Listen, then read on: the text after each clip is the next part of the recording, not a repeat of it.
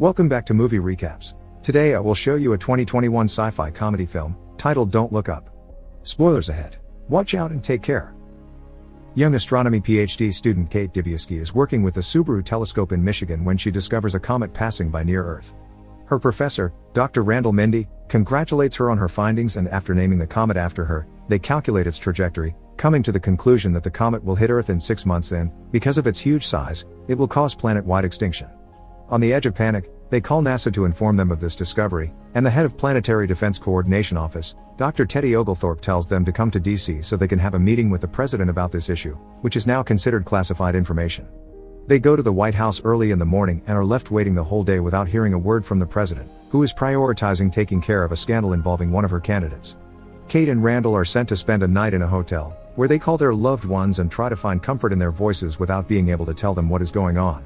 Randall calls his wife June and his sons to check on them, and Kate talks to her boyfriend Philip, who works as a journalist for an important newspaper.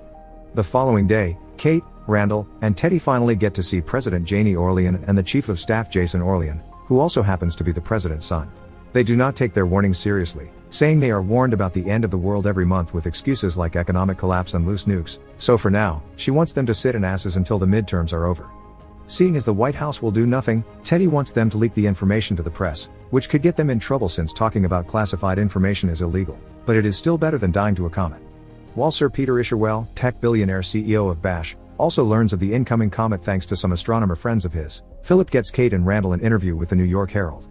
They accept to publish their story, especially when they confirm the data with other scientists and hear the White House denies ever meeting them, but first, they want them to appear on the morning talk show The Daily Rip, hosted by Brie Eventi and Jack Bremer. They are not taken seriously by the hosts either, who think they must keep bad news light, and Kate snaps, getting angry on camera and pointing out how terrifying the situation is before storming off. Randall does stay to finish the interview, and after they are done, Brie invites him to have drinks with her later.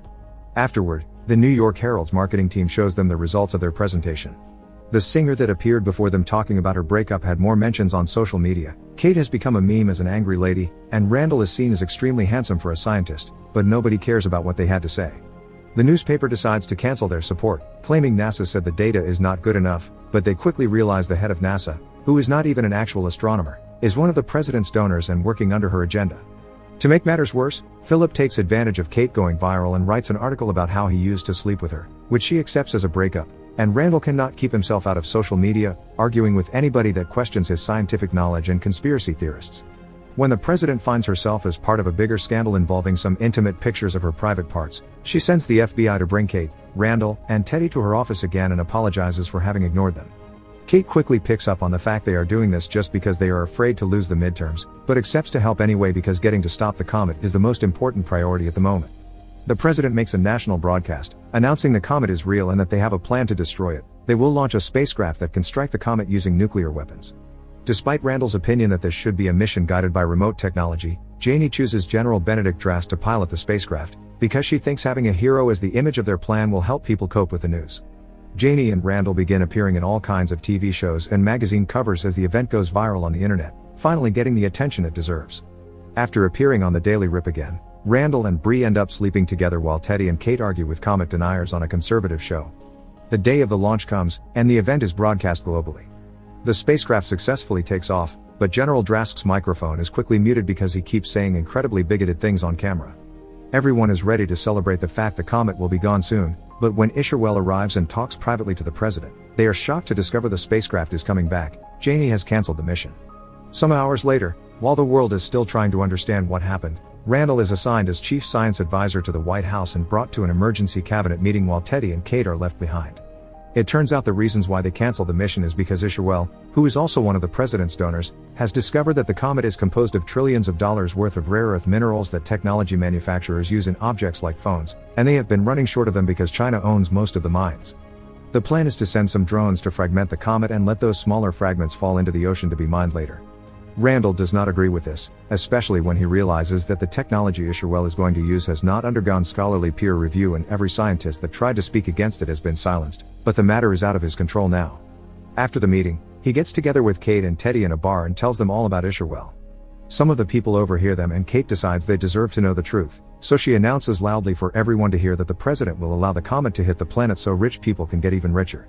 This incites a series of riots around the city, so the FBI arrests Kate and charges her with sharing classified information and damage of private property, but they agree to let her go if she signs a deal where she agrees not to talk about the subject in public or media anymore and to get off the grid, which Kate obviously accepts and returns to her little hometown in Illinois.